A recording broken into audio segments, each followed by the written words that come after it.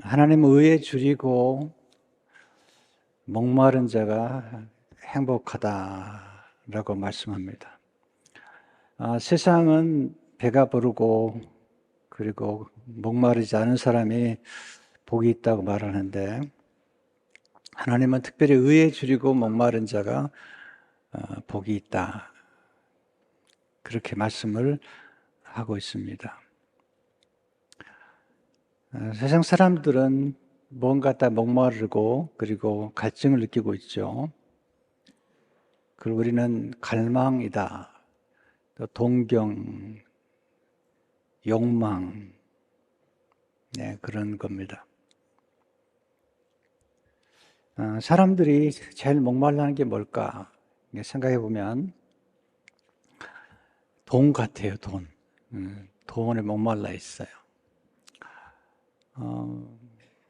안 그런 것 같은데 사실 다 여기 목말라 있는 것 같습니다. 지금 우리나라가 너무 잘 살지만 정말 돈에 목말라 있는 것 같아요. 쾌락에 목말라, 쾌락에. 그래서 한국 가보니까 마약이 굉장히 성행해요. 그래서 이제 중고등 학생들도 마약을 쉽게 구입할 수가 있게 됐어요. 또 성공과 성취에 목말라 있어요. 또 사람들의 인정과 칭찬에 목말라 있습니다. 또 사람들의 사랑에 목말라 있어요. 그래서 잘못된 사랑인 것을 알고도 그 사랑에 집착하고, 또 맞아가면서도 그 사랑인 줄 알고 집착하는 것도 보게 되죠. 의에 줄이고 목마른 자가 복이 있다. 이게 무슨 뜻일까? 어떤 사람들은 본인이 굉장히 의롭다고 생각해요. 스스로 생각할 때 나는 꽤 의로운 사람이야, 또 착한 사람이야, 나는 선한 사람이야, 이렇게 생각하는 사람은 복이 있는 것이 아니다. 스스로 생각할 때 나는 꽤 괜찮아, 나는 신앙생활도 잘하고 나는 꽤 의로운 사람이고, 심지어는 제일 무서운 말이 법이 없어도 산다, 이런 말을 하는 사람들 있잖아요. 그런 사람들이 복이 있는 게 아니라는 거예요. 본인이 의롭다고 생각하지 않는 사람들, 본인은 결코 의로울 수 없다고 생각하는 사람들, 본인의 도덕이나 성품이나 의로는 결코 하나님 나라에 들어갈 수 없다고 생각하는 사람들, 그런 사람들이 복이 있다는 거예요. 의인이 되는 거 쉽지 않고요. 또 의인이 많지 않아요. 성경에 보면 실제로 하나님은 의인을 찾고 찾으시는데, 의인이 너무 찾기 어려운 거죠. 소돔과 고모라를 하나님이 멸망시키려고 할 때 아브라함이 하나님께 기도하잖아요. 50명만 있으면 멸하지 않으시겠습니까? 하나님이 아브라함의 말씀을 듣고 말씀하세요. 장 18장 26절에 보면 여호와께서 이르시되 내가 만일 소돔 성 가운데서 의인 50명을 찾으면 그들을 위하여 온 지역을 용서하리라. 26절에 보시면 나오죠. 26절. 50명만 찾으면, 근데 아브라함이 자신이 없어요. 다시 45명, 40명, 30명, 20명, 10명까지 내려가죠.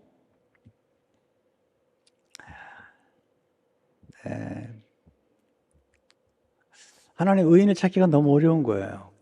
아담과 하와가 죄를 짓고 가인이 아벨을 죽이고 점점 죄가 증폭이 되면서 세상에 강포, 폭력이 가득 찼다. 근데 그 중에 딱 한 사람 의인을 찾아내셨는데, 창세기 1장 9절을 보게 되면 이것이 노아의 족본이라, 노아는 의인이요 당대 완전한 자라 그 하나님과 동행하였으며. 노아가 의인일까? 나중에 보면 포도주를 마시고 추태를 부리잖아요. 그래도 하나님과 동행했기 때문에, 구약에서 의인 그러면 하나님과 올바른 관계를 맺고 있는 사람, 부족하지만 하나님을 경외하는 사람, 이런 사람을 의인이라고 얘기를 해요. 구약에 보게 되면. 그러나 완전한 사람은 아니죠. 노아가 완전하지 않아요. 또 아브라함도 하나님이 공의와 정의를 가르치시지만 아브라함도 거짓말을 하잖아요. 그래. 에레미야 5장에 보면 안타까운 말씀이 나오는데, 너는 예루살렘 거리로 빨리 다니며 그 넓은 거리에서 찾아보고 알라. 내가 만일 정의를 행하며 진리를 구하는 자를 한 사람이라도 찾으면 내가 이 성읍을 용서하리라. 그런데 한 사람이 없어요. 네. 그래서 예루살렘이 멸망하죠. 이게 우리 현실이고, 이게 이제 사도 바울이 정말 절망 중에 외치는 거죠. 아무리 봐도 의인은 없다는 거죠. 이걸 인정하느냐 인정하지 못하느냐에 따라서 크리스찬이 되느냐 안 되느냐가 결정이 돼요. 로마서 3장 10절에 15절을 보게 되면, 기록된 바 의인은 없나니 하나도 없으며 깨닫는 자도 없고 하나님을 찾는 자도 없고 다 치우참게 무익하게 되고 선을 행하는 자는 없나니 하나도 없도다. 그들의 목구멍은 열린 무덤이요 그 혀로는 속임은 일삼으며 그 입술에는 독사의 독이 있고 그 입에는 저주와 악독이 가득하고 그 발은 피 흘린데 바른지라. 이게 2000년 전 얘기가 아니에요. 오늘날도 보면 의인을 찾기 어렵습니다. 미국도 한국도 대단한 사람들이 공청회 청문회 하게 되면 그냥 다 나오잖아요. 바울은 나름대로 율법의 행위로 의로움을 얻으려고 노력했지만 그가 안 되는 걸 알았죠. 그래서 로마 3장 20절을 보게 되면, 그러므로 율법의 행위로 그의 앞에 의롭다 하심을 얻을 육체가 없나니, 하나도 없어요. 율법으로는 죄를 깨달음이니라. 우리는 이렇게 비교해보죠. 저 사람보다 내가 나으니까 내가 의인이야. 그렇지만 하나님의 기준에 의하면 미치지 못해요. 수영을 아무리 잘해도 태평양을 건널 수는 없잖아요. 수영해가지고. 그만큼 하나님의 의의 기준은 높은데, 내가 좀 비교적 괜찮다고 생각하는데, 그건 참 하나님 보실 때 어리석은 것입니다. 하나님은 정의로우시고 공의로우신 분이세요. 하나님은 불의를 싫어하시죠. 이사 5장 10절에 오면, 오직 만군의 여호와는 정의로우심으로 높임을 받으시며 거룩하신 하나님은 공의로우심으로 거룩하다 일컬음을 받으시리니. 하나님은 정의로우시고 공의로우시다. 공의란 말을 좀 이제 찾아보니까, 공의는 공평하고 의로운 도리입니다. 선악을 공평하게 제지하는 하나님의 풍성입니다. 여러분, 아이들이 굉장히 의롭습니다. 아이들이 부모에게 제일 많이 하는 얘기가 뭐냐면, 아빠, 엄마 틀렸어요. 공평하지 않아요. 그러니까 어릴수록 더 공의에 대한 강박이 더 심해요. 어른들은 무뎌요. 근데 아이들은 얘기해요. 엄마, 아빠 잘못됐어요. 그렇게 만드는 거예요, 이렇게. 그래서 아이들이 더 예민하게 공의를 따진단 말입니다. 공의란 잘못된 것을 바로잡는 것입니다. 공의란 공평한, 차별 없이 재판하는 것인데, 이거 요즘 재판하는 거 보면요, 우리가 아는 거 경험하는 거잖아요. 얼마나 많은 사람들이 억울한 판결을 받는지, 정말 억울하게 끌려가서 정말 죄를 안 졌는데 죄를 지었다고 사인하라는 거죠. 그래가지고 억울하게 감옥에 간 사람도 참 많습니다. 공의란 가난하고 소외된 사람들을 돌보는 것입니다. 공의란 돌봄을 위한 나눔이죠. 정의는 진리에 맞는 올바른 도리입니다. 하나님은 그렇기 때문에 이 공의로운 세상과 정의로운 세상을 원하죠. 근데 세상이 그렇게 되지 않아요. 그래서 이스라엘 백성들의 그 불의를 가장 고발했던 사람들이 선지자들이죠. 이사야 5장 23절을 보게 되면 그들은 뇌물로 말미암아 악인은 의롭다 하고 의인에게서 그 공의를 빼앗는도다. 뇌물을 받고 악인은 의롭다고 하는 거예요. 그런 게 얼마나 많아요. 이사야 59장 4절을 보니까 공의대로 소송하는 자도 없고 진실하게 판결하는 자도 없으며 허망한 것을 의뢰하며 거짓을 말하며 악행을 잉태하여 죄악을 나며. 이게 이제 예수님 오시기 전에 750년 무렵에 이사야가 한 말인데 지금 2700년이 지난 지금도 마찬가지죠. 하나님 정말 가난하고 소외되고 어렵고 그리고 힘든 사람들에 대한 사랑과 애정이 많죠. 그래서 예레미야 22장 3절에 보면 여호와께서 이와 같이 말씀하실 때 너희가 정의와 공의를 행하며 탈취당한 자를 압박하는 자 손에서 건지고 이방인과 고아와 과부를 압제하거나 학대하지 말며 이곳에서 무지한 피를 흘리지 말며. 아모스는 그 당시에 또 정의와 불의를 가장 이렇게 드러내면서 불의를 고발했던 그런 사람이죠. 아모스 5장 11절 12절을 보게 되면 너희 힘없는 자를 밟고 그에게서 미래의 부당한 세를 거두었은즉 너희는 의인을 학대하며 뇌물을 받고 성문에서 가난한 자를 억울하게 하는 자로다. 8장 4절을 보니까 가난한 자를 삼키며 땅에 힘없는 자를 망하게 하려는 자들아 이 말을 들으라. 지금 세상은 참 불공평으로 고통을 받고 있고 불의한 자들이 세상을 다스리고 거짓을 밥 먹듯이 하잖아요. 누가 봐도 거짓말인데 그게 인정이 되고 그런 사람들이 또 정치계에 올라가고 참 진짜 저 초등학생이 봐도 저건 거짓말인데 그걸 그렇지 않다는 거죠. 아모스 5장 24절을 보게 되면 오직 정의를 물같이 공의를 마르지 않는 강같이 흐르게 할지어다. 그래서 구약의 선지자들은 너무 불의와 그리고 불공평 때문에 고통을 받는 걸 보면서 메시아가 오면 정의와 공의가 실현될 거라고 믿고 기다렸던 거죠. 이사야 11장 5절에 오면 공의로 그 허리띠를 삼으며 예레미야 33장 15절을 보게 되면 그날 그때 내가 다윗에게서 한 공의로운 가치가 나게 하려니 그가 이 땅에 정의와 공의를 실행할 것이라. 예수님 오시게 되면 공의와 정의가 실현될 거라고 생각했죠.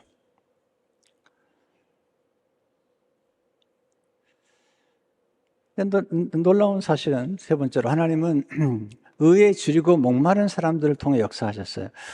본인이 의롭다고 생각하는 사람들이 아니라 나는 의롭지 않아요. 나는 불의한 사람이라고 생각하고 하나님의 자비와 공의를 목말라하는 사람들, 이런 사람들을 통해서 하나님이 일을 하시는 거예요. 제가 이 말씀을 거의 몇 개월을 묵상했는데 이게 잘 생각이 안 되는 거예요. 이게 무슨 뜻일까 생각하다가 문득 하나님께서 의에 줄이고 목마른 사람 몇 사람을 생각나게 하셨어요.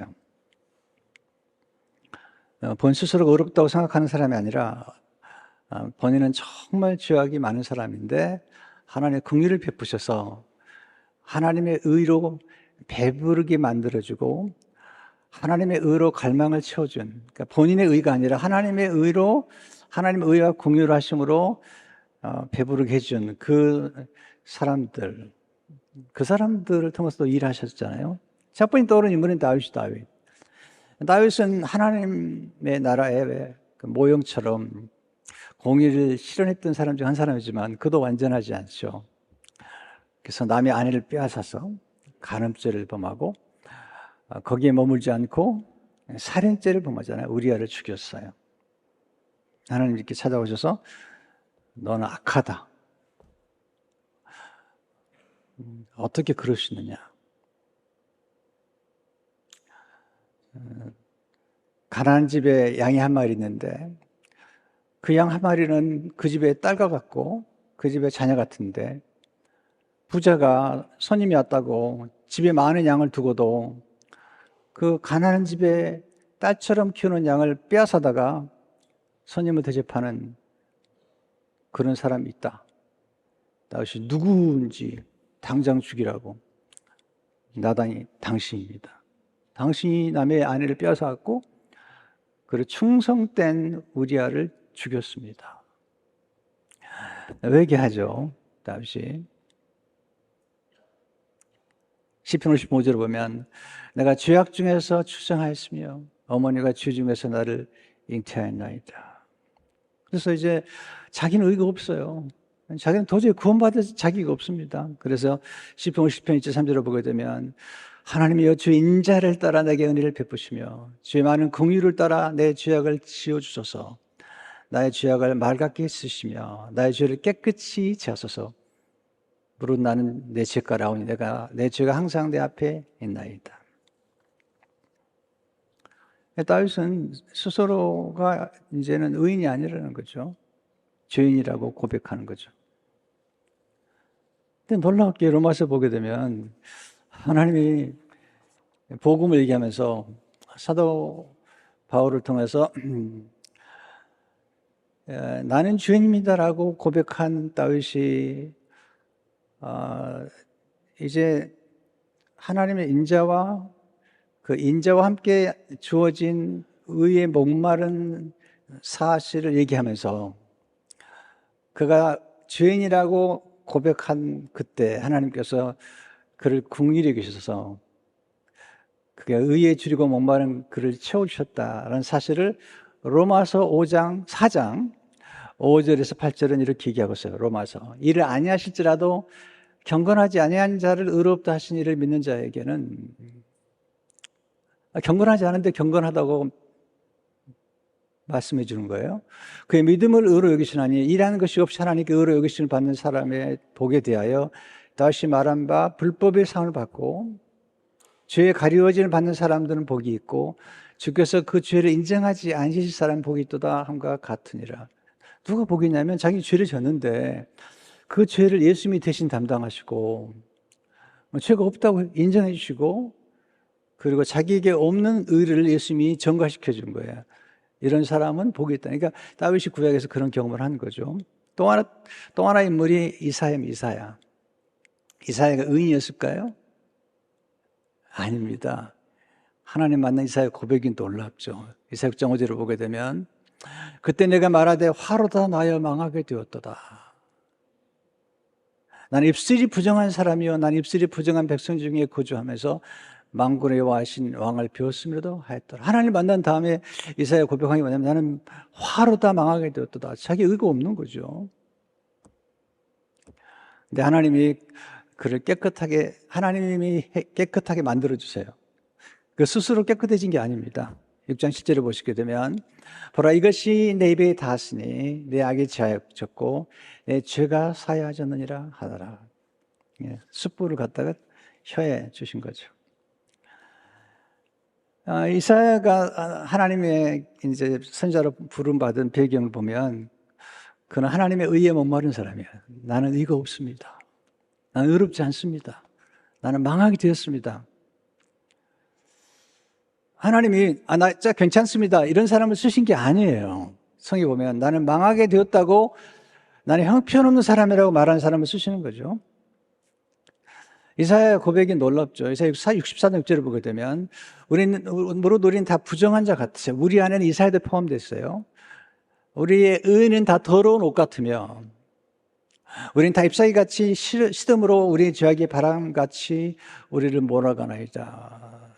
우리의 의는 다 더러운 옷 같으며 우리는 의롭지 않다는 거죠. 이사야가 그래서 한 왕을 기다립니다. 이사 32장에 보면 보라 장차 한 왕이 공의로 통치할 것이요 메시아죠. 이사 53장 11절을 보게 되면 그러니까 자기 영혼의 수고한 것을 보고 만족하게 될 것이라. 나의 의로운 종이 예수님이시죠. 자기 지식으로 많은 사람을 의롭게 하며 그들의 죄악을 친히 담당하리로다. 예수님 오시게 되면 우리의 죄악을 담당해 주시고 우리를 의롭게 만들어 주신다는 거죠. 세 번째 인물이 바울이죠. 여러분, 바울은 자기 스스로 의로워지려고 노력을 엄청 한 사람인데 자기 율법의 행위로 의로워지려고 했어요. 그런데 실패했습니다. 깨닫죠. 네, 이게 참 중요한 거예요. 바울이 의로워서 하나님을 쓰셨을까요? 바울은 스스로 고백하잖아요. 저는 죄인 중에 괴수라는 거예요. 자기는 폭행자예요. 살인자라는 거예요. 자, 보세요. 하나님이 쓰신 인물들을 보면 다 의에 지르고 목마른 사람들입니다. 나 괜찮은 사람이야. 이런 사람을 쓰시는 게 아닙니다. 바울이 놀라운 고백을 해요. 로마 7장 14절 15절을 보게 되면 우리가 율법은 신령한 줄 알거니와 나는 육신에 속하여 죄 아래에 팔렸도다. 내가 행하는 것을 내가 알지 못하노니 곧 내가 원하는 것은 행하지 아니하고 도리어 미워하는 것을 행함이라. 19절에 내가 원하는 바 선을 행하지 아니하고 도리어 원하지 아니하는 바를 악을 행하는도다. 신비롭죠? 21절에 보시면 그럼 내가 한 법을 깨달았느니 그 선을 행하기 원하는 나에게 악이 함께 있는 것이로다. 아마 결혼생활 하신 분들은 이런 경험 안 해봤을까요? 남편과 아내가 이렇게 이제 서로 내가 오늘은 남편이 들어오면 내가 정말 남편에게 칭찬도 해주고 당신이 최고라고 그리고 껴안아주고 이렇게 해야 되겠다 생각하고 또 남편도 집에 들어오면서 아내가 얼마나 고생했을까 그래서 당신이 최고야 이렇게 말해주려고 생각하고 얼굴을 딱 보는 순간 아이고 제 원수 저 로또야 로또 하나도 맞는 게 없어 번호가 하나도 안 맞는 거야 로또야 로또 이게 우리 인간의 가진 모순이죠. 내가 원하는 선행하지 않고 내가 원치 않은 악을 행하는 거예요. 내가 정말 말하고 싶은 얘기는 못하고 그냥 악한 얘기를 하는 거죠. 이게 이제 인간이 가진 모순인데 그걸 바울이 고백하는 것입니다. 그래서 본인을 포함해서 이렇게 선언해요. 로마 3장 10절에 보면 기록된 바 의인은 없나니 하나도 없으며. 그래서 지금 자기 의는 안 되니까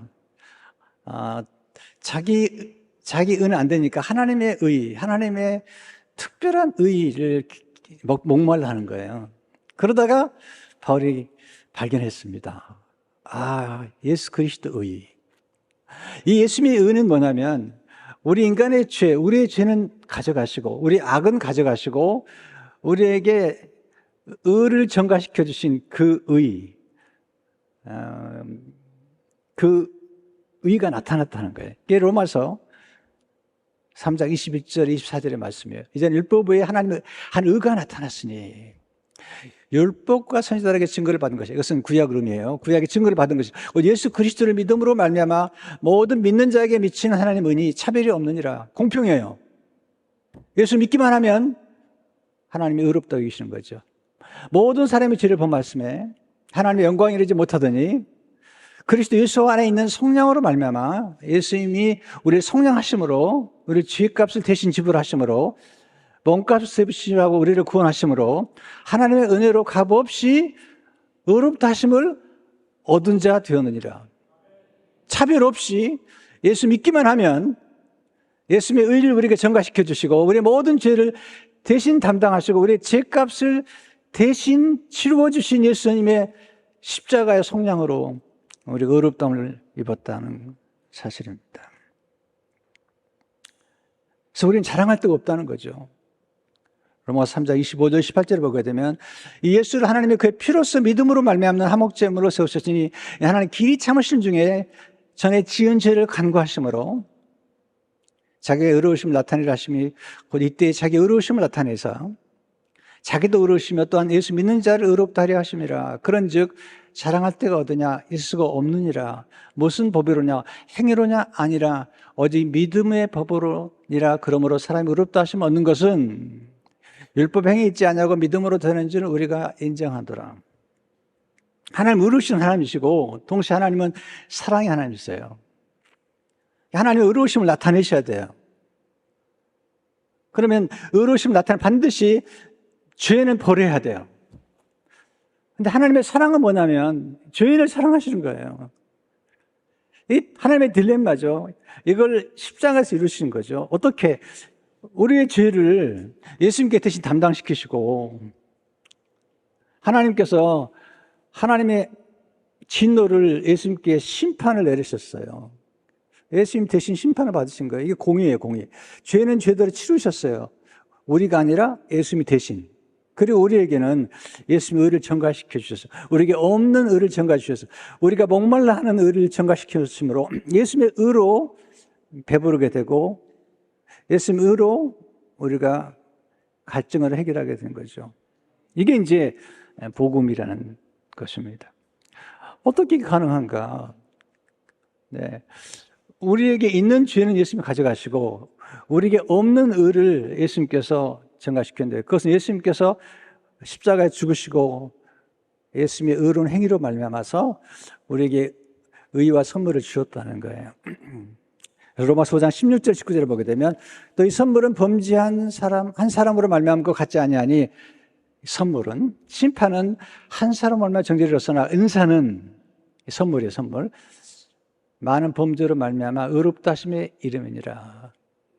이게 선물이에요. 선물인데 죄를 많이 범했는데 의롭다 하심이 이렇게 돼요. 어떻게 해요? 한 사람의 범죄로 말미암아 사망이 그 한 사람을 통하여 왕노릇 하신즉 더욱 은혜와 의의 선물을 넘치게 받는 자들은 우리가 그렇게 받은 사람들이죠. 은혜와 의의 선물을 넘치게 받아. 우리가 의의가 없는데 우리가 의의가 없는데 의의 선물을 넘치게 받았어요. 어떻게? 한 분 예수 그리스도를 통하여 생명 안에서 왕노릇 하리로다. 그런즉 한 범죄로 많은 사람이 정죄되는 것 같이 한 의로운 행위로 예수님이죠. 말미암아 많은 사람이 의롭다 하심을 받아 생명에 이르렀느니라. 한 사람이 순종하지 아니함으로 많은 사람이 죄인 된 것 같이 한 사람의 순종하심으로 많은 사람의 의인이 되리라. 이게 이제 바울이 전한 복음입니다. 내 스스로가 의롭다고 생각하는 사람, 내 스스로가 의로워서 자기 의를 자랑스럽게 생각하고 배부른 사람, 이런 사람을 하나님이 쓰신 게 아니라는 거예요. 나는 의롭지 않습니다. 나는 죄인 중에 괴수입니다. 그런데 하나님의 자비로 말미암아 하나님의 의를 내가 전가받고 싶습니다. 이런 사람을 쓰신다는 거죠. 그래서 바울이 참 놀랍잖아요. 율법의 의를 행하려고 노력했는데 안 됐어요. 나중에 빌립보서 3장 9절에 보면 이렇게 고백하죠. 내가 가진 의는 율법에서 난 것이 아니에요. 자기 행위로 말미암은 게 아니에요. 오직 그리스도를 믿음으로 말미암은 것이니 곧 믿음으로 하나님께로부터 난 의라. 자기 의가 아니라는 거죠. 자, 우리 스스로 생각해 보세요. 내가 꽤 의로운 사람이라고 생각하면서 내가 꽤 의롭기 때문에 나는 구원받을 만해 라고 생각하는 사람이 있다면 그는 의에 배부른 사람인 거예요. 그런 사람들은 복받은 사람이 아니죠. 근데 저는 죄인이에요. 아무리 생각해 봐도 저는 의로운 게 없어요. 내가 의로운 척 하지만 내 속으로는 정말 불의한 생각과 악한 생각과 교만하고 어리석고 심지어는 살인하고 싶은 마음, 죽이고 싶은 마음까지 있는 게 내 마음이에요. 겉으로 볼 때는 멋있어도요, 우리 인간에게는 그렇잖아요. 나만 장구처럼 겉으로 볼 때는 멋있지만 속에는 썩어가는 거죠. 최근에도 어떤 가수라고 그래야 되나. 그분이 이렇게 교통사고를 내가지고 도망갔어요. 그게 문제가 돼가지고 막 술을 마셨느냐 안 마셨느냐 막 시끄럽더라고요. 근데 그분이 참 어렵다가 유명해졌어요. 순식간에 유명해지고, 이분이 찬송가도 잘하고 그래. 찬송가도 잘하고, 또 유행가도 잘하고, 또 성악도 잘해요.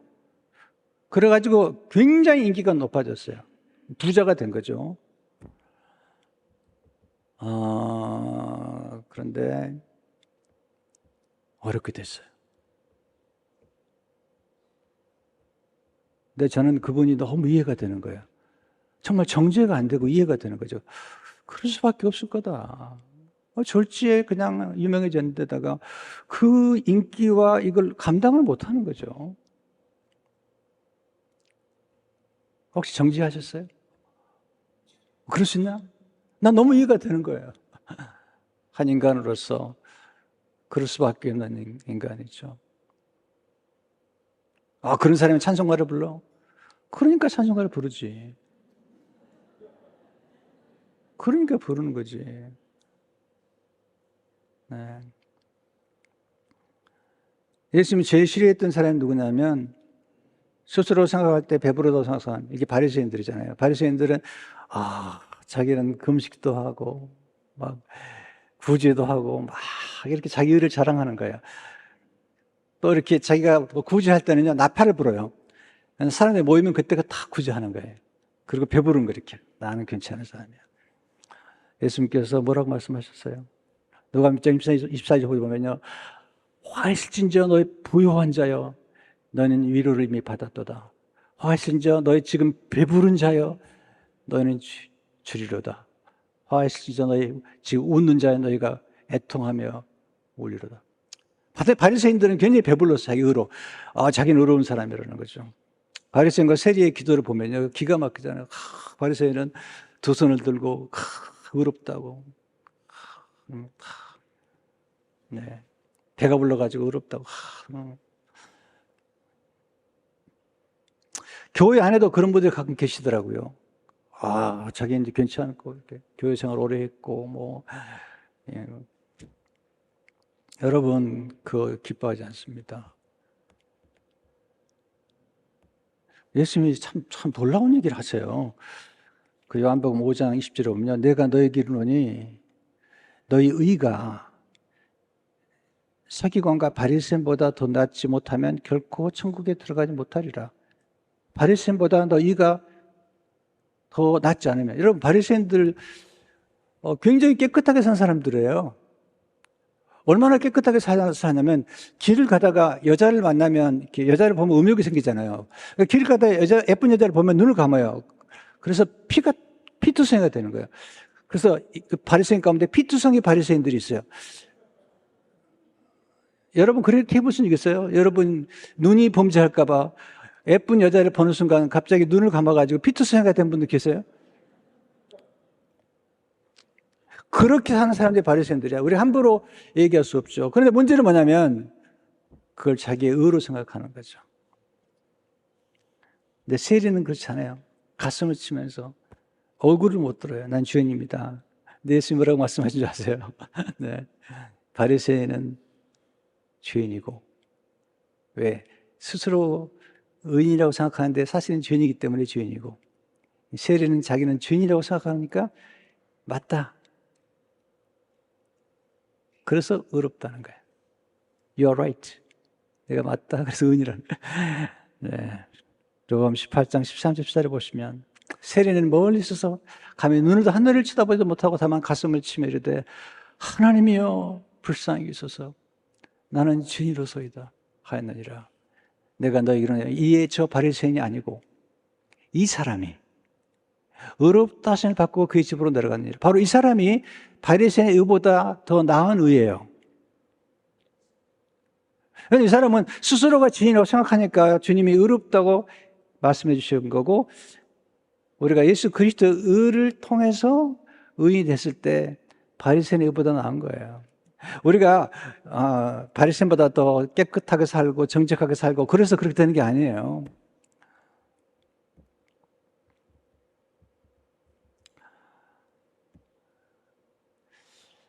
자, 교회에 다니는 사람들이 누굴까? 가끔 이런 생각 하잖아요. 교회 다니는 사람이 그러냐? 그런데요, 여러분, 교회 다니는 사람이 그렇습니다. 또 결혼한 부부들이 야 결혼해가지고 그러냐, 또 예수 믿은 사람들이 결혼해가지고 그러냐, 싸우냐, 결혼해가지고. 그렇죠. 왜? 다 죄인이니까. 죄인이니까. 두 남자와 여자가 결혼한 것은 두 죄인이 결혼한 거예요. 두 죄인이. 그러니까 두 죄인이 결혼했으니까 죄인이 더 합해져 버렸어. 혼자 사는 것도 힘든데 둘이 합해져 가지고 더 죄인이 돼 버렸어. 대박 났네, 대박.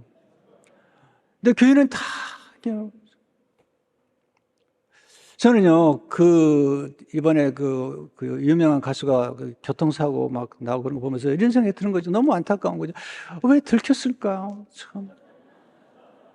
11계명이 정말 좋은 계명인데 들키지 말라. 이게 11계명. 여러분, 완벽한 사람이 어디 있어요? 누가 그 사람에게 손가락질 하겠어요? 네. 국회의원들이 음주운전 얼마나 많이 했는데 무슨 얘기를 하고 있는 거예요?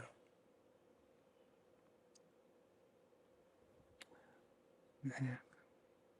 검사들이. 네. 얘기할 수 없는 거죠. 사실 우리가. 대단해요. 여기서 우리가 예수 믿는다는 게 뭔가를 알아야 되죠. 예수님은 죄인을 찾아 구원하라고 오신 거예요. 누가 5장 32절을 보세요. 내가 의인을 부르러 온 것이 아니요 죄인을 불러 회개시키러 왔노라. 의인을 부르러 오신 게 아니라는 거예요. 우리가 의롭다고 생각하면 예수님 필요 없는 거예요. 예수님이 오신 것은 죄인을 불러 회개하고 구원시키려고 오신 거예요. 그래서 로마서 1장 17절을 보세요. 복음에는 하나님의 의가 나타나서 믿음으로 믿음에 이르게 하나니 기록된 바 오직 의인은 믿음으로 말미암아 살리란가 같으니라. 우리가 의롭게 된 것은 우리의 의가 아니라 하나님의 의가 나타나서 예수를 믿는 사람들에게 의롭다 여기시기 때문에 의로워진 거고, 그래서 우리는 누구도 정죄할 수 없는 거예요. 여러분과 제가 의롭게 된 것은 우리가 의로워서가 아니라 예수님의 의 때문이죠. 그래서 로마서 8장 3절을 보세요. 누가 능히 하나님께 택한 자들을 고발하리요. 의롭다 하신 이는 하나님이시니. 그래서 칭의의 은혜가 참 축복이거죠. 왜냐하면 우리 의롭지 않은데 우리 의롭다고 여겨주시는 거죠. 예수님의 의를 우리에게 전가시켜 주신 거죠. 그래서 우리가 능동적으로 의를 행해서 구원받은 게 아니에요. 수동적이에요.